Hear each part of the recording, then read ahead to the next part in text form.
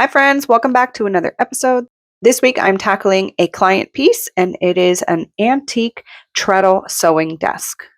This piece was given to my client by her mother and has been living in storage for about 12 years. She recently had a sewing machine refurbished and is going to be inserting it into the sewing machine slot here so that way she can actually use this desk instead of leaving it in storage.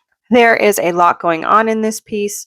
Clearly, a lot of veneer damage has occurred. There's a lot of water spots and stainings. The shellac finish has long deteriorated. The missing veneer and loose veneer will all get repaired and or glued down or removed and replaced with new veneer sheets. All the drawers slide in and out really well. They just need a really good cleanup. The cast iron is in good solid condition, just needs a good scrub and a good cleanup to bring it back to life. Considering it's approximately 100 years old, this piece is in really good shape. It just really needs a lot of love. So come along with me as I share my steps to get this piece back to beautiful. My name is Katarina, and I live in a small town in beautiful northern Alberta. I restore and refinish furniture, both for myself and for clients. Welcome to my shop. These treadle desks are actually quite heavy, so first thing I'm going to do is detach the wood piece from the cast iron. I start by removing the top and flipping it over. I can detach all of the hinges. Setting aside everything, I then remove the old paper liner that is between the wood and the hinge. I will be replacing this later with felt, as it does have a function. It actually prevents the screws from popping out, as the vibration of the machine can unscrew a screw. And so having that felt pad there actually prevents that from happening. All of the hinges and screws are in pretty rough shape. They're fairly rusted, so I set them all aside as I'm taking everything out, and I will treat those later on.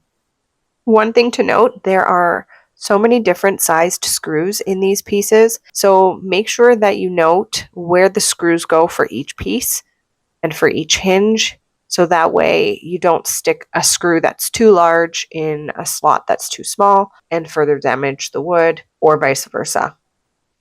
Some of these screws were giving me a hard time, so I resorted to using just my screwdriver to remove them by hand. I make sure to label the drawers as I take them out so I know which one goes back in which slot.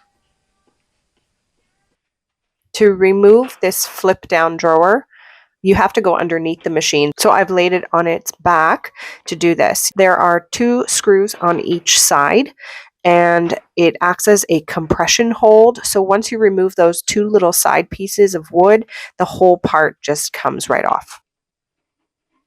There are some hooks that anchor the base to the cast iron, so you have to make sure to remove those as well before you can take off the rest of the piece.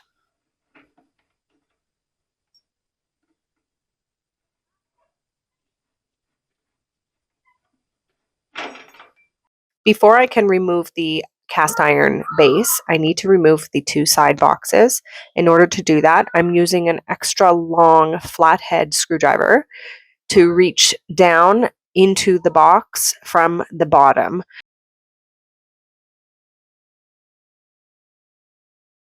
The next step is to remove this back cover, which hides the machine when it is sunken into the unit itself. But before I even can do that, I have to remove this leather. It is a looped round leather belt that connects the treadle to the hand wheel, which makes the machine work. With everything completely out of the way, I can now access the screws to the final top panel. So I go ahead and remove that, and then I put everything aside to see what I'm working with and to begin to clean everything to get it ready to start repairs and putting things back together. The cast iron was in good shape, so I just used some water and TSB, gave it a good scrub, set it aside in the sun to let it dry, and moved on to the next step. So as you know, I am not a huge fan of strippers, but I do use them. I have been using circa 1850 for a really long time. It is amazing. It is a great product. But as with most chemical strippers, it can be very stinky. So it makes it hard for me to use this in the wintertime when I'm working indoors. Circa 1850 came out with something called Soft Strip. It literally works miracles, and I can use it indoors.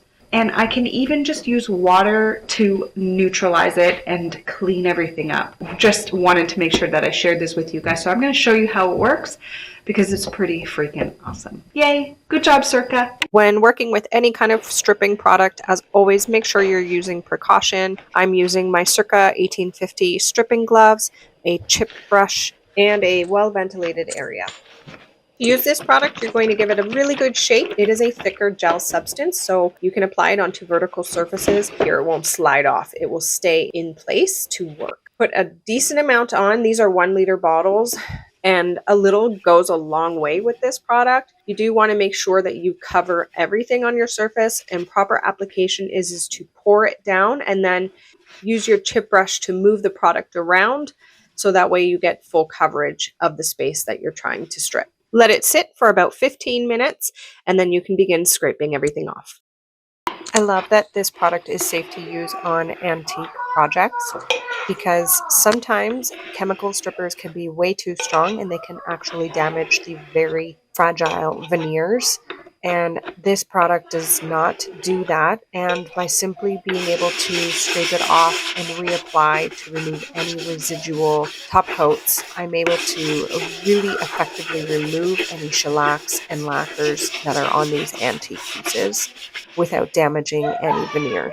I continued using the stripper, working my way around the base pieces here. It worked really well, especially on the more ornate pieces of wood that are on the borders of the front of these bases. They are so fragile, and the stripper helped remove whatever shellac was left over without doing any damage to the ornate detail. Once all the pieces that needed to be stripped were stripped, I put everything aside and let it air dry, and then I proceeded on to next steps. There are several different ways that you can remove veneer.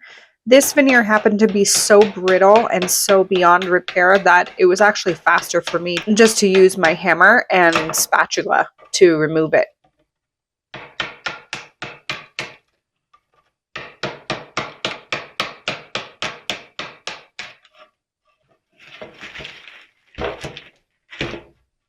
And so this is what I'm now left with. The top veneer has been removed, really exposing the damage that was done by whatever substance was left on this piece that ate through the initial top layer of veneer into the lower layers. So what I'm going to do next is I'm going to actually set this piece aside and let it air dry for about a day, and then I will come back and I will start to repair it with some Bondo. Bondo is really easy to use. You just have to move quickly with it. It is a 2-part product consisting of a polyester resin and a hardener. Once you mix the hardener in, you need to move fast. Once you've applied it to the area of concern, it will set up very quickly, and then you can come back and proceed with sanding it.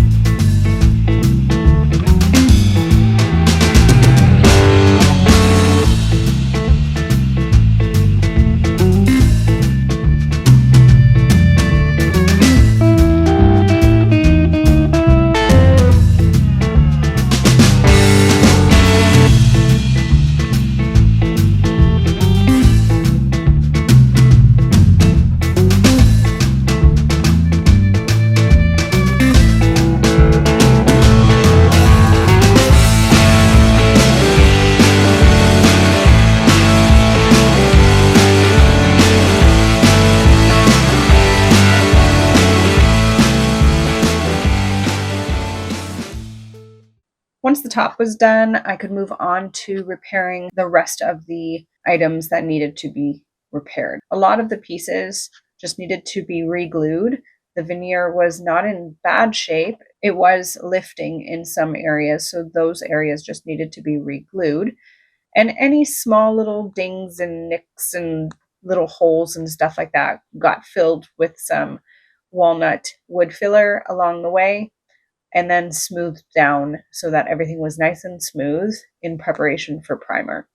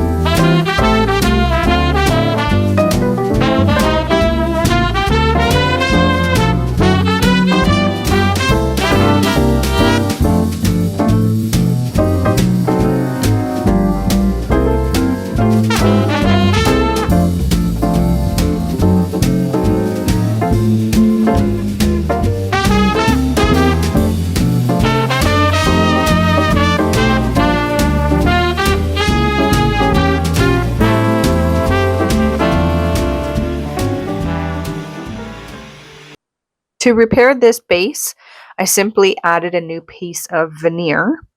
I wasn't concerned about the style of veneer, I was more concerned about the thickness of it to match as close as possible to the original. I believe this is a birch veneer that I used. It had the right millimeter thickness. It did not have a glue on the back of it to iron on, so I just applied some glue, cut to shape, and then trimmed off the excess. I filled in the seam with some walnut wood filler and then sanded to smooth. I set this piece aside and then continued working my way through all the rest of the repairs on this project.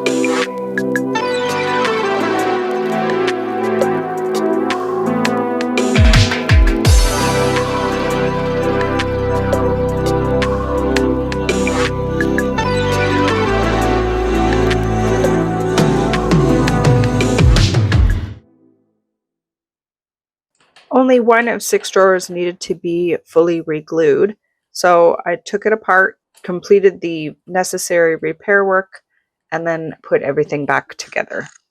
The rest of the drawers were in really good shape. They simply needed to be cleaned, sanded, and have a little bit of veneer repair done before I could set those aside and get them ready for staining.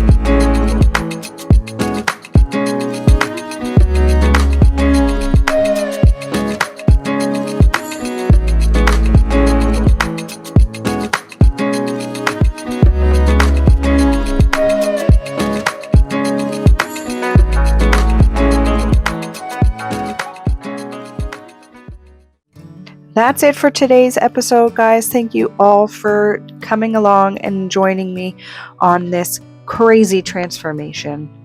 Please, if you enjoyed this video, like, comment, share, and subscribe. Links for all the products that I use and even buying me a coffee are in the description below. I'll be back in 2 weeks with another episode. Until then, please check out some of my other transformations and have yourselves a fantastic day. See you all next time.